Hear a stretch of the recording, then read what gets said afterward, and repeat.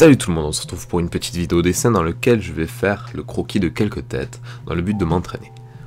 Vous pouvez faire pareil en imaginant les traits des personnages. Alors moi je m'y prends en traçant des cercles pour la base du crâne avec un crayon ou un critérium.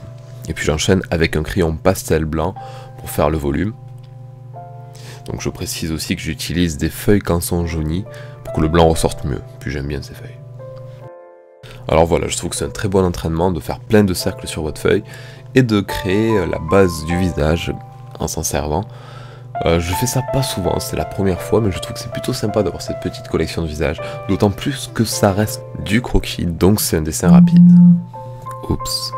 À propos de la chaîne Tutodraw, comme vous le savez, j'y envoie des vidéos variées. Et j'ai remarqué qu'on me reprochait souvent d'envoyer des vidéos qui ne sont pas des tutoriels, parce que selon eux, si la chaîne se nomme Tutodraw, il faudrait que j'envoie uniquement des tutos français, et rien d'autre.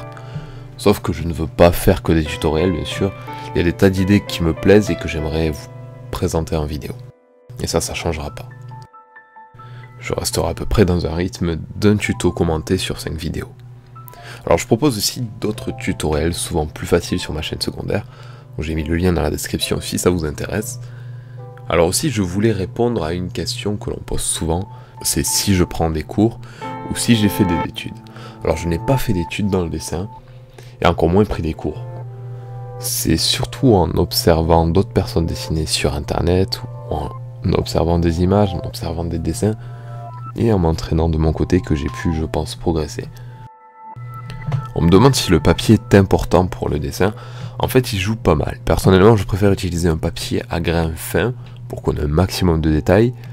Du coup, le papier A4 d'imprimante est pas mal. Sinon, j'utilise des couleurs de feuilles variées, parfois blanc, parfois jaune et parfois gris. Et ça se trouve en magasin. On peut trouver des blocs avec différentes couleurs ou du papier cartonné. Après, pour le matériel, j'ai déjà fait une vidéo. En tout cas, merci d'avoir regardé la vidéo. Vous êtes toujours plus nombreux à chaque fois. C'est incroyable et ça me fait tellement plaisir. Ça motive énormément. Du coup, on se retrouve très vite.